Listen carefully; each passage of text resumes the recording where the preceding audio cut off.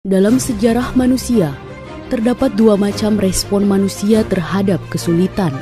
Pertama, marah. Kedua, mengambil hikmah, bahkan berkah. Dalam sejarah Islam di masa kegemilangan, ternyata kaum muslimin sering mengambil hikmah. Krisis energi sebenarnya sudah terjadi berulang kali. Di zaman purba, manusia mempertahankan hidupnya dari berburu, dan energi paling banyak didapatkan dari tenaga manusia. Dengan semakin bertumbuhnya jumlah manusia, berakibat cadangan hewan buruan di sekitarnya terus menipis, sehingga terjadi krisis pangan. Namun krisis ini kemudian dijawab dengan beralihnya budaya berburu menjadi budaya pertanian dan peternakan. Tenaga manusia lalu digantikan dengan tenaga hewan yang telah dijinakkan. Ketika jumlah manusia dan kebutuhannya semakin meningkat, terjadilah krisis energi. Tenaga hewan tidak cukup lagi untuk menggerakkan industri yang makin menjamur di sekitar perkotaan. Muncullah penggunaan energi non-hayati, dimulai dari penggunaan energi air sejak zaman Romawi kuno hingga penggunaan energi fosil, yakni batu bara, minyak, di awal revolusi industri abad 17 hingga 18 Masehi. Umat Islam bukanlah pengguna energi air yang pertama, tetapi mereka memberikan kontribusi yang luar biasa bagi penemuan mesin-mesin energi yang lebih efisien. Dan meski umat Islam bukan penikmat revolusi industri, mereka telah memberikan kontribusi yang besar pada dunia pertambangan, sehingga membuka jalan untuk eksploitasi dan pengelolaan energi fosil. Banu Musa bersaudara pada abad ke-9 Masehi dan Al-Jazari pada abad ke-12 Masehi adalah orang-orang yang mewariskan mesin-mesin yang sangat inovatif, baik dalam penggunaan energi air maupun untuk pertambangan.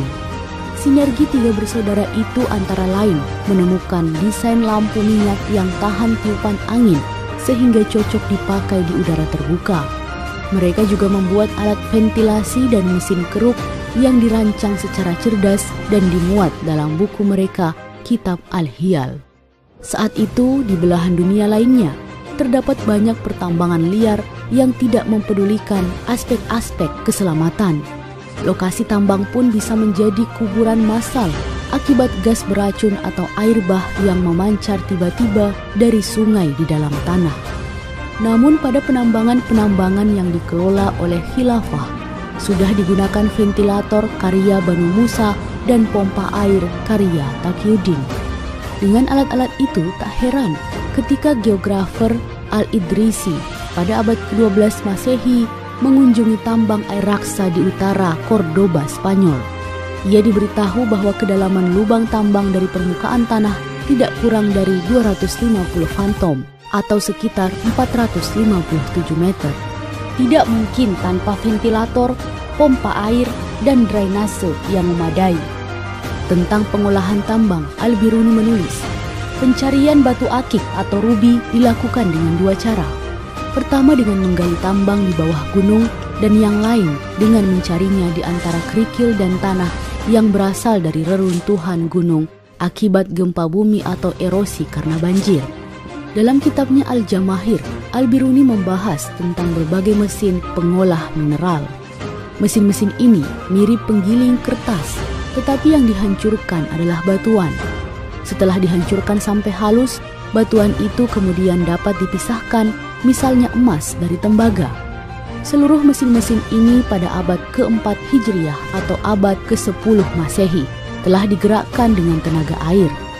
Meski pada saat itu batu bara atau minyak bumi belum banyak diketahui manfaatnya, sehingga teknologinya pun belum berkembang.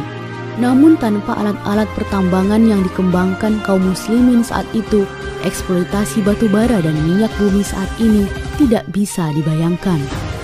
Demikianlah ketika penerapan Islam kafah hadir di tengah kaum muslimin.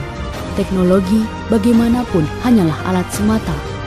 Tanpa terdapat tata energi dan sumber daya mineral yang adil, teknologi itu hanya makin memperkaya mereka yang kuat dan bermodal yang umumnya adalah korporasi asing dengan mengabaikan hak-hak pemilik sesungguhnya, yaitu umat. Demikianlah terjadi di era hari ini. Negara justru mengadopsi sistem kapitalisme. Setiap kebijakan bersandar pada kepentingan pemilik modal. Rakyat pun hidup luntang-lantung tanpa pelindung dan penjamin kebutuhan hidup. Negara yang seharusnya menjadi perisai umat justru berbalik zalim terhadap rakyatnya. Hanya negara yang benar-benar merdeka, yang berani melawan tekanan asing, menerapkan syariat Islam kafah, mengembangkan teknologi dengan landasan iman dan untuk bermanfaat bagi seluruh umat. Hanya dengan itu, keterbatasan energi benar-benar justru mendatangkan keberkahan.